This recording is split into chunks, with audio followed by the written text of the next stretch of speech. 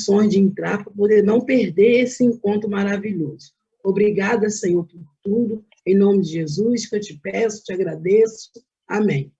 Amém, amém. Obrigada, Amém. queridas.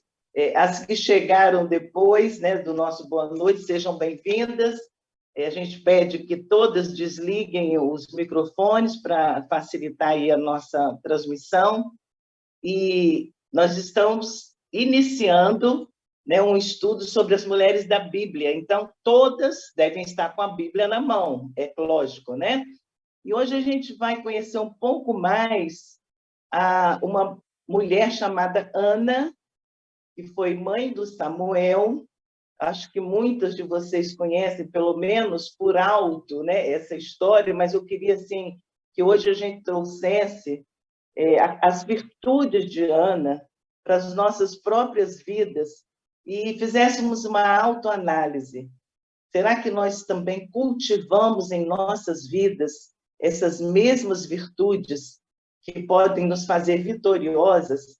Eu queria que agora você se imaginasse numa cultura onde é possível a poligamia, isto é, o seu marido com mais de uma esposa.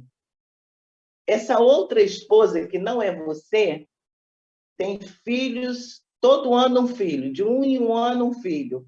E você é estéril.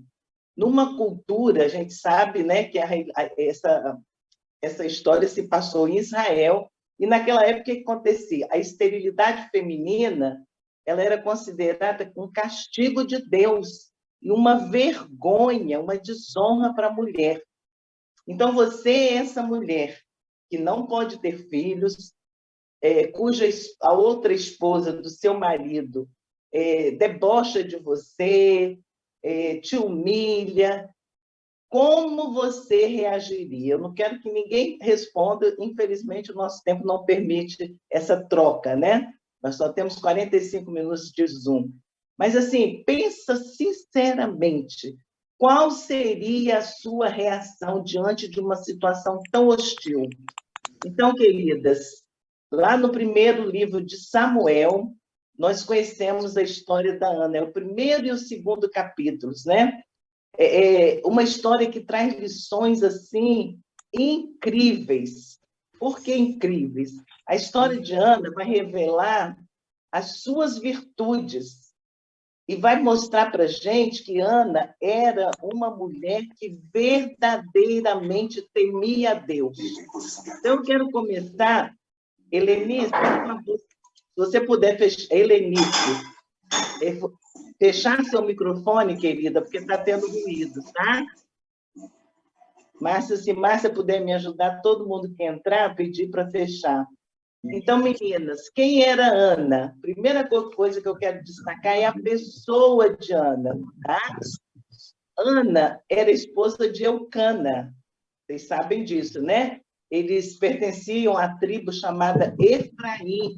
Efraim é um dos filhos de José do Egito. Ele era irmão do Manassés.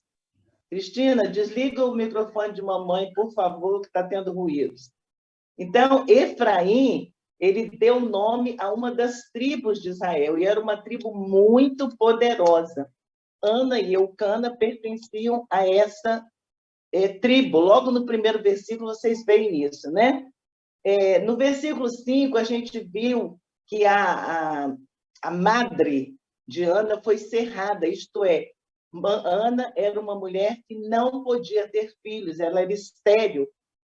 Ela tinha a Penina, né, como segunda esposa do marido dela, do Eucana, mas Eucana amava mais a Ana do que a Penina.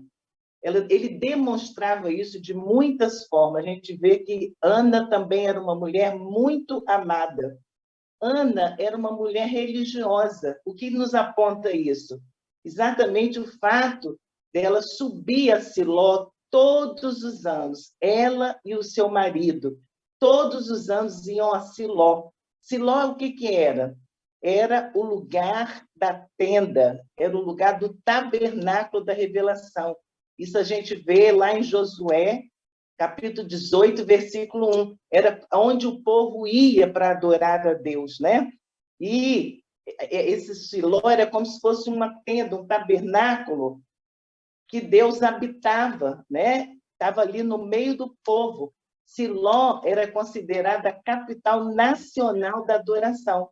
Então, todos os anos, o Eucana pegava Penina, Ana, seus filhos, e subiam ali para adorar a Deus. E nessa época, né, a Bíblia nos fala que era uma época que mais Penina irritava a Ana, provocava. Eu imagino assim, enquanto eles viajavam aqueles tantos quilômetros para chegar até Siló, o quanto ela debochava, o quanto ela humilhava, o quanto ela contrariava, irritava a Ana. E qual foi o comportamento de Ana diante disso tudo? Ana se entristeceu, claro, né? Ela era humana, mas ela teve um comportamento que a gente vai ver ao longo dessa nossa fala hoje. Por causa da sua fé, ela era uma mulher cheia de fé. E um parênteses aqui, minhas queridas. O fato da gente ter fé em Deus não nos isenta de termos problemas e aflições. O próprio Jesus falou isso. No mundo tereis aflições, mas tem de bom ânimo. E é exatamente esse bom ânimo que a Ana teve. Mas, assim, foi por acaso? Foi de graça? Não. Ana era uma mulher cheia de fé e tinha um relacionamento vivo e sincero com Deus. Sublinha isso. Ana tinha um relacionamento vivo, diário, sincero, aberto com Deus. A gente vê, lendo os 2 primeiros capítulos da 1 Samuel, ela não tinha pressa de sair do tabernáculo. Ela não tinha pressa de sair da presença de Deus. E aí eu pergunto para você pensar, né, para você responder a você mesma. Você tem prazer em estar na presença do Senhor, em ter um tempo de oração com Ele, em entregar o seu coração, a sua alma ao Senhor, ou você tem pressa? Você faz aquela oração rápida e acha que está com o dever cumprido, né? Ana não abria mão dos planos de Deus para a vida dela. Ela sabia que Deus tinha planos e ela insistia em ter esses planos cumpridos, né? Ana não procurava paliativo para a dor que ela sentia. Não pensem vocês que ela era indiferente a esse fato de não ter filhos. Eu imagino que ela sonhava em ter filhos. Ela tinha Penina ali no pé dela, irritando. Isso devia trazer muita tristeza ao coração da Ana. Mas ela não procurava paliativos. Ela sabia onde estava a solução. Inclusive, a impossibilidade dela de gerar filhos não foi motivo para Ana desistir de acreditar no Senhor, seu Deus. Ela tinha Deus como seu Deus. Ela não desistiu de confiar. E por tudo isso, Ana foi um grande exemplo de alguém que enfrentou o impossível e venceu. Irmãs, era impossível, humanamente falando, Ana gerar um filho. Ela era estéril. Naquela época não tinham, inclusive, os tratamentos que nós temos hoje, as possibilidades médicas, né? Então, olhando agora para a Bíblia, eu queria que todo mundo tivesse com a Bíblia aberta. Vamos ver o que a gente aprende com essa mulher que a gente já conheceu a pessoa dela. O que nós aprendemos com Ana? Alguém pode ler o versículo 10 do capítulo 1 para a gente, por favor? Qualquer pessoa, abra o microfone e leia o versículo 10 do capítulo 1. Ela, pois, com amargura de alma, orou ao Senhor e chorou abundantemente. Obrigada, Valéria. Então, como mulher de Deus, o que Ana fez? Ela não desistiu de buscar o Senhor, mesmo diante dessa situação impossível. Na sua aflição, ela foi à casa de oração para buscar a Deus, reconhecendo que o poder vem de Deus. Ana não temeu as suas limitações. Presta atenção nisso, irmãs. Às vezes a gente fala, eu não posso, eu não consigo, isso é impossível. Não podemos nos prender às nossas limitações. Ana permaneceu conectada a Deus, confiando nos seus ilimitados recursos. A gente sabe que Deus, ele pode agir, mesmo na impossibilidade, né? Então, o que Ana tinha? Uma clara visão do seu problema. Ela sabia que ela era estéril. Ela tinha consciência disso. Então, isso nos ensina também, irmãs, que nós precisamos conhecer o que está nos incomodando, qual é a minha necessidade, qual é a minha tribulação, para que eu apresente isto ao Senhor com objetividade. Às vezes a gente não sabe orar com objetividade. A gente tem a necessidade, mas você faz rodeio, você não apresenta Deus. Senhor, é isso que eu quero, é isso que eu preciso. Então, a gente aprende isso com a Ana, buscar a Deus com objetividade e não desistir diante das circunstâncias impossíveis. Outra coisa que a gente aprende, outra pessoa, leia, por favor, o verso 11 do capítulo 1. Bem rapidinho, gente, para a gente ganhar tempo, tá? Versículo 11 do capítulo 1. Valéria... E votou um voto, dizendo: Senhor dos exércitos, se benignamente atendereis para a minha aflição, a tua serva, e de mim te lembra, e da tua serva, e de mim se lembra,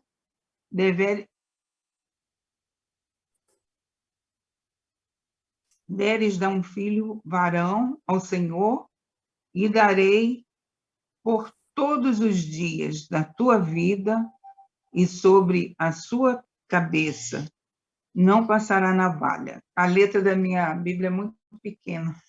Ok, então a gente aprende aí, nesse versículo, que Ana, ela não se deixou ser sufocada pela aflição que ela estava vivendo. Ela orou a Deus e fez um voto a Deus. E esse voto, queridas, foi bem específico. Ela foi bem objetiva. Qual é a frase que mostra isso nesse versículo? Se a tua serva deres um filho varão. Olha só, gente. Olha como objetiva ela foi. Me deres um filho varão. Ela não falou assim, se a tua serva deres filhos.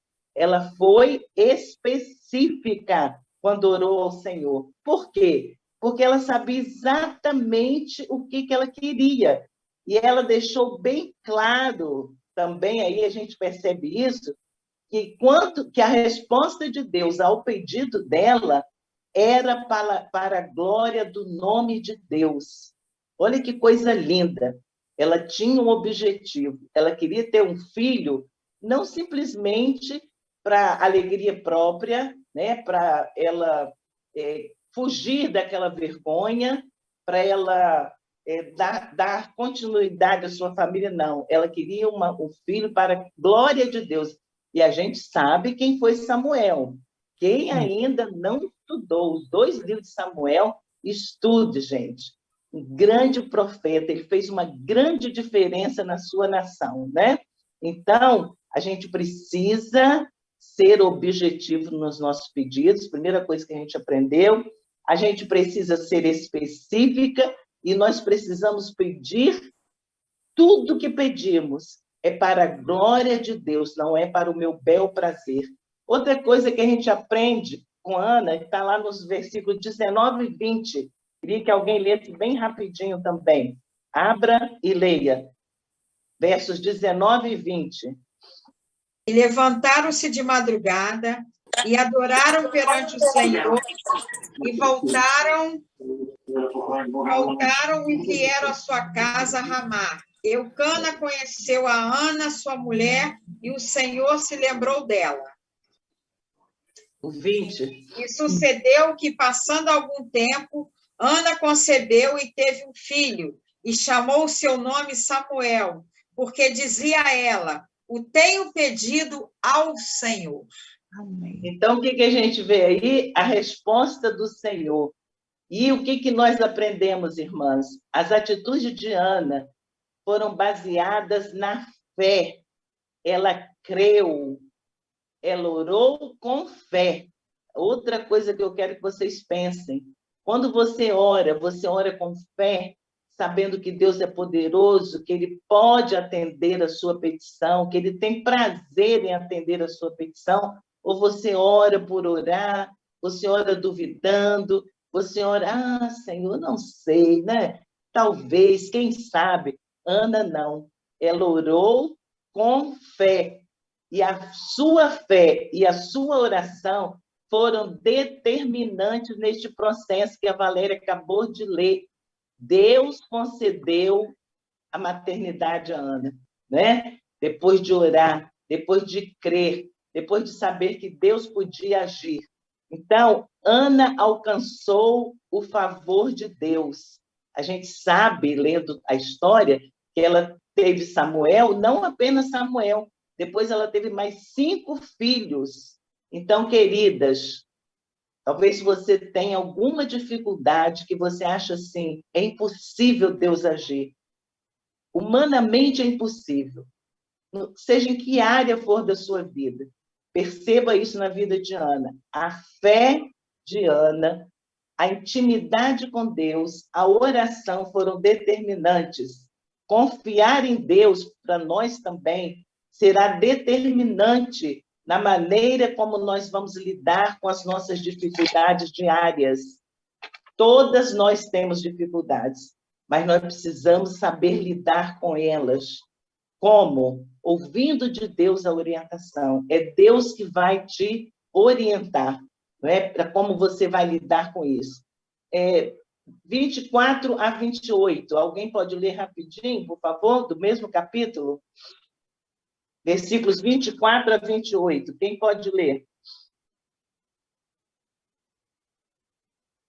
E, havendo-se desmamado, o levou consigo, com 3 bezerros e um efa de farinha e um odre de vinho, e o trouxe à casa do Senhor a Siló. E era o menino ainda muito criança, e degolaram o bezerro, e assim trouxeram o menino a Eli. E disse ela: meu Senhor, viva a tua alma, meu Senhor, eu sou aquela mulher que aqui esteve contigo para orar ao Senhor. Por este menino orava eu, e o Senhor me concedeu a minha petição, que eu lhe tinha pedido, pelo que também ao Senhor eu entreguei por todos os dias que viver, pois o Senhor foi pedido, e ele a adorou ali ao Senhor. Então, a gente vê nesses versículos que Ana esperou desmamar Samuel, né? E o que ela fez?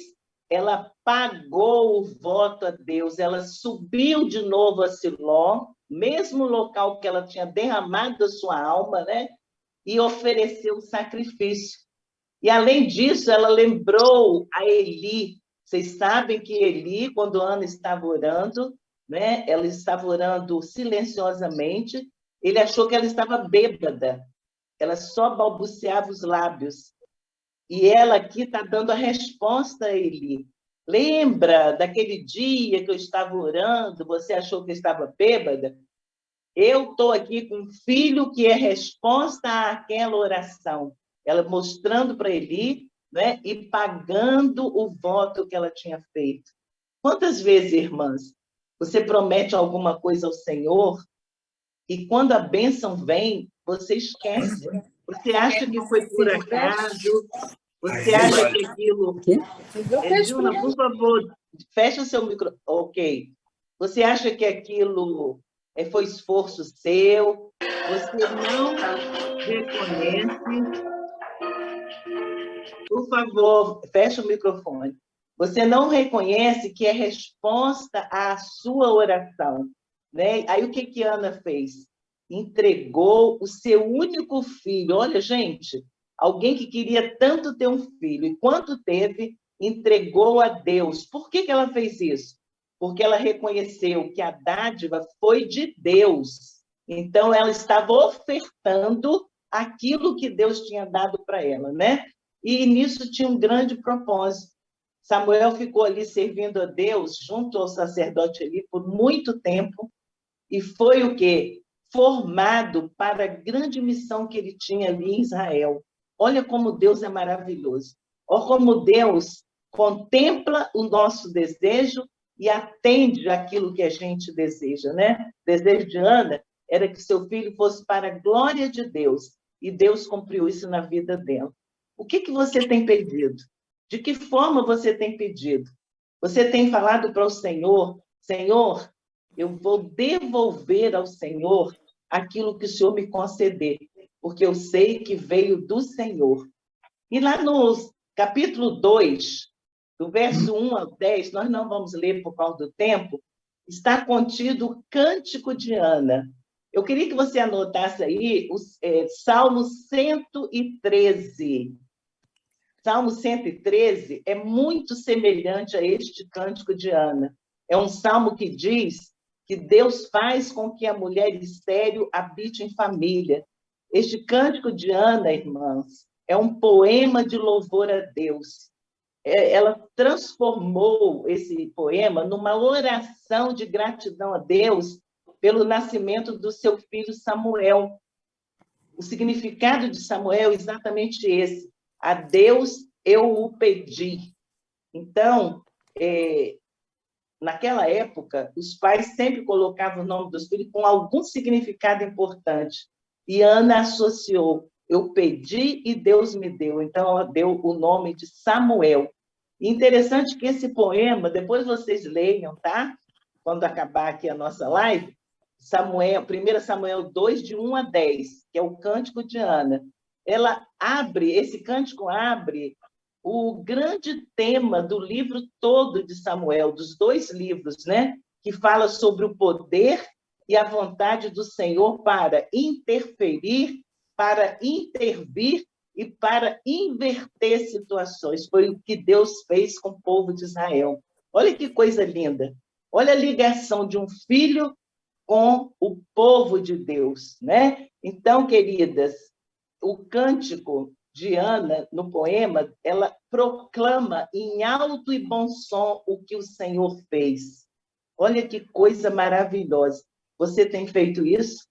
Você recebe as bênçãos e fica só para você? Ou você conta para as pessoas? Você anuncia o poder de Deus? Você diz, olha o que Deus fez na minha vida. Ele pode fazer na sua vida também. Depois vocês, quando lerem, vão perceber que nos versos de 5 a 8, Ana deixa claro que não há forças humanas que resistam ao poder de Deus. Não há nada que impeça a ação de Deus. Quando Deus tem um plano para a sua vida, nada vai impedir. Os propósitos de Deus não podem ser impedidos. Então, você crendo nisso, você vai entregar as suas necessidades com mais facilidades ao Senhor. Ana reconhece neste cântico a soberania de Deus em tudo. Ela está nos mostrando que para Deus não há causa perdida. Como diz lá em Lucas, capítulo 1, verso 37, para Deus nada é impossível. Então, nós aprendemos com Ana que a confiança que nós temos em Deus permite, né, que nós tenhamos a resposta dele, mesmo que para nós seja algo impossível. E para terminar, irmãs, algumas lições eu gostaria de deixar. E eu gostaria que vocês trouxessem isso para a vida de vocês. Primeira coisa que a gente precisa reaprender com Ana, um exemplo de Ana. Precisamos confiar, amar e nos relacionar com Deus, para que tenhamos facilidade de falar com Ele sobre todas as nossas preocupações e as nossas dores. Você vai falar com Deus abertamente. Então, queridas, quando a gente sabe que Deus está no controle, nós não precisamos ter preocupações. A menos que você ache que você está controlando a sua vida, aí sim. A preocupação é sinônimo de descrença, de você não crer em Deus. Mas se você sabe que Deus tem um controle, você descansa no Senhor. Outra coisa, nós precisamos nos entregar à oração, a fim de que a nossa vida espiritual seja alargada. É o que nós aprendemos com Ana. Eu sei que quando a gente enfrenta situações inesperadas, muitas vezes a gente nos assusta, não é verdade? Mas nós não precisamos entrar em pânico. Nós devemos confiar no poder de Deus, que nos dá todas as condições para enfrentarmos as dificuldades. A gente sabe que Deus é Deus de poder e Ele pode nos tirar das dificuldades. Precisamos aprender a orar com energia, com perseverança, a quanto tempo for necessário.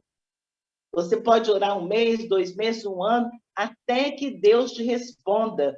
Então, é preciso você derramar a sua alma diante de Deus, você ser sincera, você ser transparente ao Senhor, não é? E outra coisa importante, você precisa ter uma vida de oração ativa, pois é isso que vai aguçar os nossos sentidos espirituais. Quanto tempo você ora por dia? De que forma você ora? Você tem prazer de estar na presença do Senhor? Outra coisa muito importante que a gente aprende com a experiência de Ana, o valor que é nós termos um lar cristão e o papel da mulher cristã na construção deste lar. Irmãs, o seu papel é fundamental e é insubstituível. Você tem o dever de transmitir aos seus filhos os ensinamentos bíblicos que Jesus nos deixou para que eles cresçam obedientes e tementes a Deus. Foi isso que Ana fez com Samuel. E ela viu o resultado na vida dele, né? Então, as mães têm muita influência na vida dos seus filhos. Aproveitem isso. Peçam a Deus sabedoria para que vocês sejam influência positiva. Nós somos instrumentos que Deus usa. E uma coisa importante, a oração não depende somente das palavras. Você viu como Ana orou. Em Romanos 8, 26, a palavra diz que o mesmo Espírito intercede por nós com gemidos inexprimíveis. Às vezes a sua aflição é tão grande que você não sabe o que falar, mas o seu gemido, o Espírito Santo, traduz isso para o nosso Deus, e Deus contempla a sua necessidade. Por fim, minhas irmãs, não podemos perder de vista que servimos a um Deus que pode fazer muito além do que nós pedimos ou pensamos. Isso é o registro de Efésios 3:20. Deus cuida de nossos problemas. Às vezes, Ele vai cuidar sozinho. Ele vai agir e vai nos dar a resposta. Ou então, Ele vai nos ensinar como lidar com esses problemas. Neste mundo, nós sempre teremos aflições, mas não podemos perder de vista uma coisa. Temos um Deus poderoso.